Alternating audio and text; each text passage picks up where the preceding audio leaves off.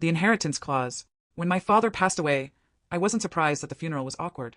We hadn't been close in years, and the rest of my family, well, distant, doesn't even begin to cover it. My sister Emma barely looked at me, and my brother Jake acted like he didn't even recognize me. We hadn't been in the same room together in nearly a decade, and even though the house was filled with people, it felt colder than ever. But the real surprise came after the funeral, when the lawyer handed us a sealed envelope with our father's final will and testament. There was a clause.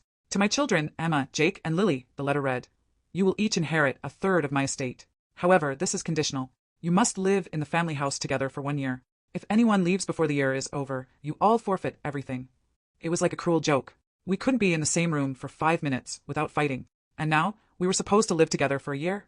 But the house was worth a small fortune. Dad had invested in it early, and now, just the land alone was valued in the millions. So we agreed reluctantly. 1 year. We could do it. At first, we mostly avoided each other. I took the attic room. Emma stayed in her old room downstairs, and Jake claimed the basement. We barely spoke. Meals were separate.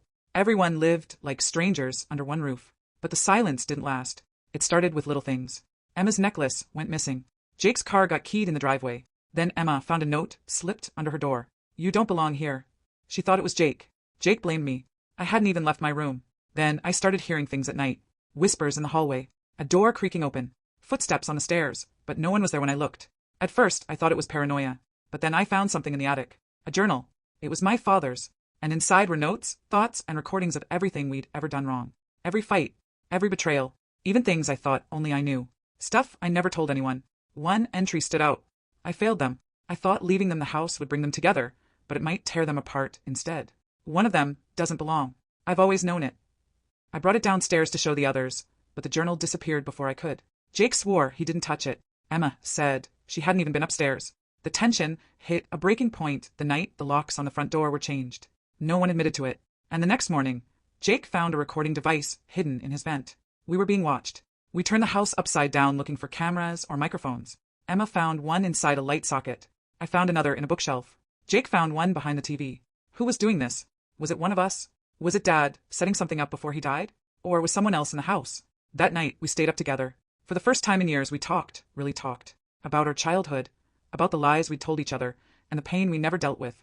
I almost thought we were making progress. Then Jake went missing. His phone was still charging in the kitchen. His car keys were on the counter. No sign of a struggle. He was just gone. We called the police. They searched the house, the woods, the neighborhood.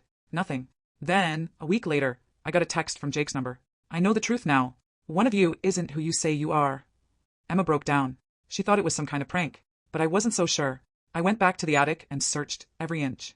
Behind a loose panel in the wall, I found another box of my father's things. Letters. Photographs. DNA test results.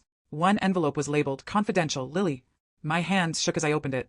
Inside was a letter. Lily, I raised you like my own because I believed blood didn't matter. But as the years went by, I saw the damage that came from secrets.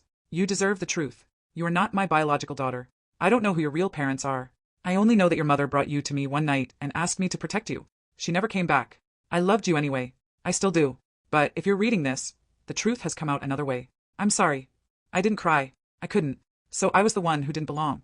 The one the house was rejecting. Was that what the whispers meant? Was that why Jake vanished? I confronted Emma with the letter. She didn't look surprised. I always knew, she whispered. You were different. Dad favored you. I hated it, but I never wanted this. We were only two now. Half a family. A broken promise. We stuck it out. We stayed the full year. The money didn't even feel like a victory. When the lawyer called to say the estate was officially ours, I felt nothing. Jake never came back. His number stopped working.